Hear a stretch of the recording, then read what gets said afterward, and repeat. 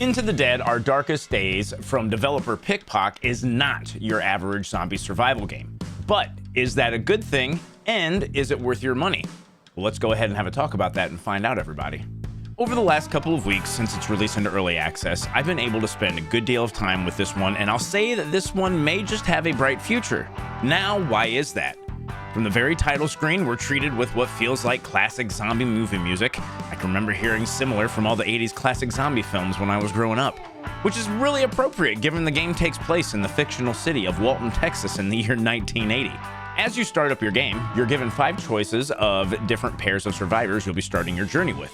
Each of them have a backstory you can choose to read and immerse yourself with or not, but what you will be wanting to pay attention to are the perks and negatives that each of these individuals come with.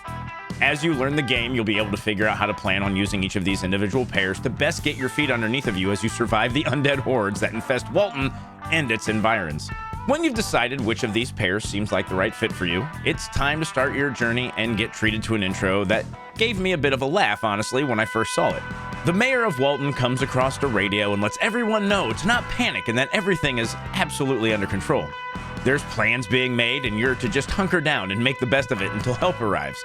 Of course, in the middle of this discourse, you hear someone come up to him with an update, and it certainly does not sound like shit's going okay, and maybe a bit more off the wheels than the good old mayor is letting on. At which point, you'll hear someone cut across the broadcast and let you know, and anyone else that happens to be listening, that y'all are f***ed, and it's time to start making plans on how to survive and get your happy asses out of this doomed city. Now that we've got that out of the way, let's have a talk about the gameplay. While we have a cornucopia of isometric and first or third person perspective games out there in this genre, Into the Dead is a side-scrolling perspective game. I immediately loved the look, and I found it a super refreshing take on this particular genre of games. Whether it's your base management as you decide what to do with your characters, or when you are out scavenging the city for the necessary materials to continue your survival, this presentation really works. The gameplay boils down to 2 phases per day. You'll have the day to do necessary things, and you'll have the night of that same day to do, well, basically the same thing. Your starting 2 survivors will need to work out who's doing what and how it will benefit your continued existence. Maybe one of them will stay back at base and make some food, while the other ventures out into the zombie-infested area to procure that which will allow you to continue to live. Whatever the case, this game makes it feel like all of your decisions really do matter. You'll have plenty to keep you busy at base, but only if you're balancing that with making sure you get the supplies you need to make those decisions. Perhaps it'd be better to keep your survivors back home, to have one of them make some weapons for the next journey out, and maybe the other one uses some of your precious wood to continue to reinforce the barricades that the undead are constantly knocking out and trying to knock down so they can get in and make you the goddamn buffet line. Can you even afford to do this? Or would your time better be spent by just sending them both out to get more of that which would allow you to make a more informed decision the next day? This game is all about the balance, and it's not an easy one to learn, which, in my estimation, makes it a ton of fun. As time marches on and you do quest out into the undead-riddled streets and buildings, you'll manage to find other survivors that you can recruit to help your chances of survival as well. Each of them will also come along with their own perks and drawbacks that you're going to have to decide whether or not they're worth the juice or not. In between the day-to-day, you're still going to have to take care of your survivors. They each have their own hunger, sleep, and morale situations to take care of, and these will also influence how you approach your tasks in each phase. Letting your people get too tired? Good luck surviving on scavenging runs.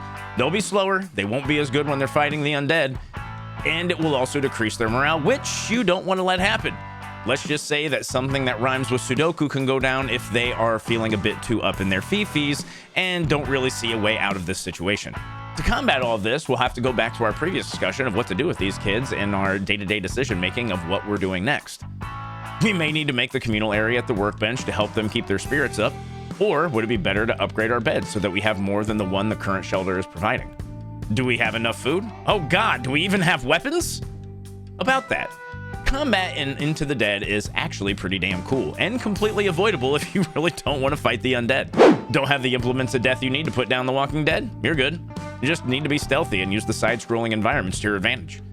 Hide behind a sofa or some other item that's in one of these areas, and as you see the Zed shambling towards you, get out of the way, watch it go right by you, and if you've planned correctly, out the door you just came through. Then go ahead and shut it behind it, so you don't have to worry about that bastard creeping back up on you at an inopportune time. Now, let's say you have a weapon and this exact same situation just occurred. If you want that potential headache to be gone for good, just creep up behind it and give it the old sneak attack shanking it deserves. You're no longer in immediate danger, there's one less threat on the board, and you can breathe a little bit easier. But be careful, if you aren't paying attention to the kind of weapon you're using, you may alert nearby undead. That's right, some weapons are louder than others, and while your enemies may be total dimwits when it comes to doors and you hiding behind furniture, they have pretty sharp hearing, and you can be swarmed before you know it. So long as you have a weapon, you can swing away and hope you've got enough in the tank to fend them off, and you can also dodge their strikes if you're fast enough. Your approach to scavenging and how you deal with the undead in each location really matters in this game. It's another feather in its cap of being pretty awesome in how it makes you weigh your decisions. Now, you do have a mission in this game, and that's finding a way out. I'm not going to spoil that, but as you continue to make your way through the city and survive as best you can, you'll figure out ways that you might be able to just get out of this mess. Now is when I tell you all to let me know what your thoughts are in the comments. Have you played this one? What do you think about it? Have a question that maybe me or someone else who's also played it can answer? Go ahead and throw it down there in the comments. Let me know what you think. You should also go ahead and hit the sub button now and turn on your notifications so that when I put out more videos, you can come back and check it out. So what else can you look forward to with Into the Dead: Our Darkest Days? Since this game is an EA and they've outlined a pretty extensive roadmap, I'd say a ton. More survivors are planned, a scenario mode is looking to be implemented, world events that could make your shelter situation better or worse are just a few of the things that Pickpock is looking to add as the game gets more updates. Personally, I'm looking forward to Man's Best Friend. If the wording is to be believed, they aren't going to be an enemy, at least all the time, and may be able to help you with your survival situation. I genuinely think that if you had dogs in this game that could run around with you and help collect stuff or even fight the undead, it would be a really cool feature, and it's one that I'm really looking forward to. I have no idea how they'd possibly implement it, but damn would it be neat. They're currently looking to add a major update every 4 to 6 weeks with an EA period of around 12 to 18 months. Pickpock would also like to continually add to the game as time presses on. Thankfully, Pickpock seems to be committed to this project, and I'm happy that they are. I've already managed to put over 27 hours into this game, and for the price of 25 bucks per can, I've almost hit my $1 to 1 hour of entertainment measuring stick for what I expect of video games. Anything beyond that is gravy, baby, and I can tell you right now that as long as they continue to build on the solid foundation they have going, we're gonna be eating good, fam.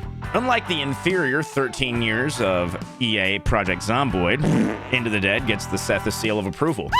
It's got good mechanics, decisions matter, combat is engaging, it's got realistic line of sight, and it's fun. Yeah, you're damn right I had to take another shot at Zomboid. You'll never be able to convince me that game isn't hot garbage. Sorry, everybody. Just deal with that. If you like it, that's fine.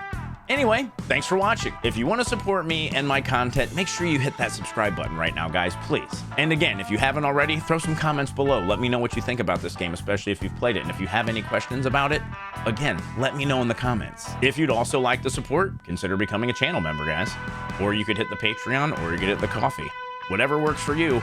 But the big one, hit that subscribe button. I stream live 4 days a week, and I also make sure to multicast not only to Twitch, but here. So if you do hit that subscribe button, you'll know when I go live, and you'll be able to check out a lot of the different games I do on this channel. Thank you guys so very much again for watching this video. A huge shout out to all my supporters, and I will definitely see you on the next one. Take care, fam, and see you soon.